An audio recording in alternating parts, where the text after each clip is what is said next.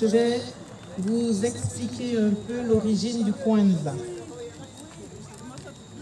Le Kwanzaa a été créé en 1966 par le docteur Maulana Karanga, né Ronald McKinley, professeur, auteur et chercheur activiste, qui souligne la nécessité indispensable de préserver, revitaliser et promouvoir continuellement notre culture africaine. C'est une fête panafricaine qui célèbre la famille, la communauté, la culture. Kwanzaa est une fête culturelle, non religieuse, non politique, pratiquée par les afro-descendants de toutes les religions qui se réunissent sur la base de la richesse ancienne et variée de leur africanité. Célébré du 26 décembre au 1er janvier, Kwanzaa tire ses origines dans les premières célébrations de la récolte en Afrique. Le nom Kwanzaa est dérivé de l'expression Matunda ya Kwanza, qui signifie premier fruit en Swahili. Alors, les symboles du Kwanzaa, bien sûr, c'est l'autel. Donc, l'autel que vous voyez à côté, je ne sais pas si tout le monde le voit. Donc, l'autel avec, bien sûr, des fruits, puisque c'est la célébration des fruits des récoltes. Donc, c'est un remerciement, je dirais, à l'univers de nous avoir donné des fruits, à la nature. Alors, il y a des fruits. Et il y a aussi le bandera, ce qu'on appelle le drapeau rouge, noir, vert. C'est le drapeau panafricain. Le rouge est en haut, ensuite le noir et le vert. Il est basé sur les couleurs données par l'honorable Marcus Garvey. Noir, rouge et vert. Noir pour le peuple, rouge pour leur lutte et vert pour l'avenir et l'espérance qui vient de notre lutte. Une natte de paille végétale qu'ils appellent Keda, symbolique de notre tradition et de notre histoire, et par conséquent le fondement sur lequel nous nous construisons. Un bougeoir à 7 branches dans lequel on a mis les bougies, alors en bois ou en métal comme vous voulez, un porte-bougie, et il représente bien sûr, on a les 3 couleurs, rouge, vert, noir, un épi de maïs qu'on n'a pas aujourd'hui, j'ai cherché, mais bon, un épi de maïs qui symbolise nos enfants et ce qu'ils incarnent, et l'avenir incarné par les enfants, on pense à l'avenir. Les mazos, fruits et légumes, comme je vous disais tout à l'heure, le cœur même de Kwanzaa, les fruits des efforts collectifs des membres de la collectivité. Voilà. Alors, il y a aussi une coupe, la coupe de l'unité, Kikombe Cha Imoja, principe fondamental. La pratique de l'unité rend tout possible.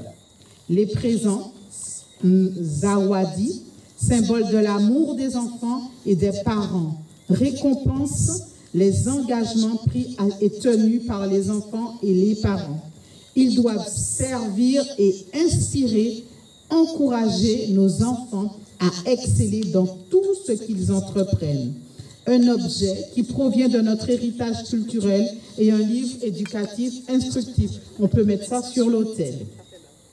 Ce cadeau doit renforcer notre conscience de nous-mêmes et notre histoire. On peut par exemple mettre sur l'autel le livre national d'agriculture, on peut mettre Parole au peuple de Marcus Garvey, etc. Voilà.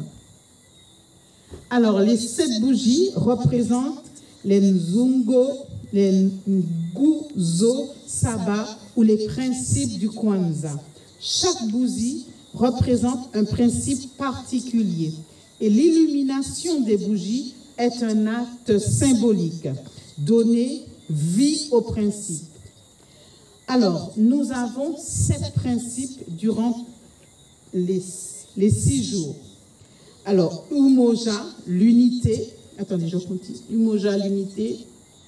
Aïe, je ne vois pas. Je suis désolée. Je reviens en arrière. Désolée, je suis un peu perdue là.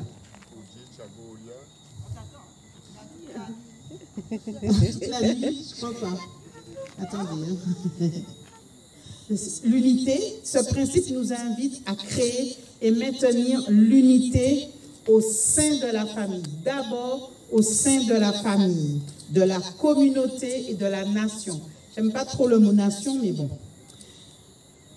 Ensuite, le deuxième principe, Kushagalia, l'autodétermination, pour nous définir par nous-mêmes.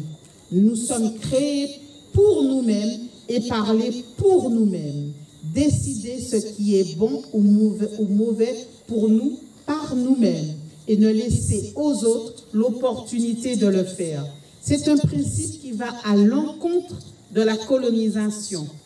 La colonisation, enfin, c'est comme ça que je le vois, la colonisation fait de nous des pantins de la personne qui nous colonise.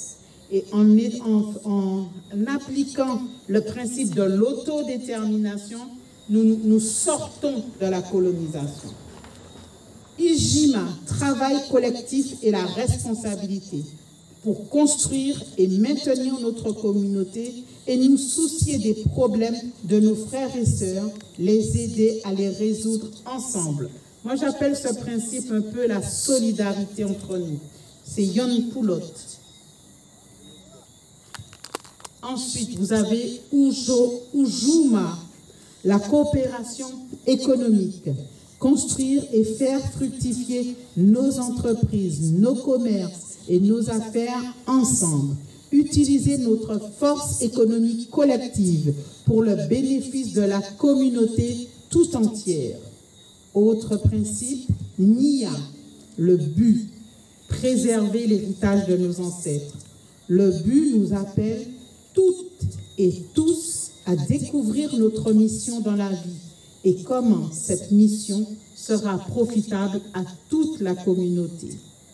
Autre principe, Kumba, la créativité.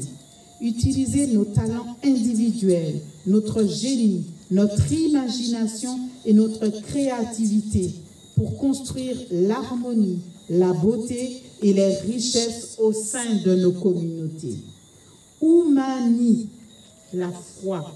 Avoir confiance en notre Imani, pardon. Avoir confiance en nous-mêmes, en nos familles, en nos ancêtres et en nos communautés en dépit de toutes les adversités, en dépit de tous les obstacles.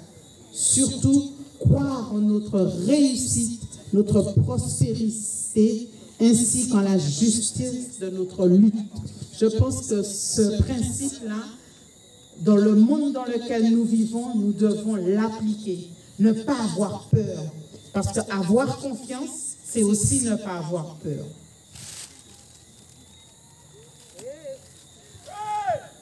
On les entend. Alors, super. Bonjour Lulu. Bonjour. Belle bonsoir. Belle bonsoir. Lulu. Edwin. Dalcine. Volcan. Bonjour. Nous allons célébrer Kwanzaa épisode.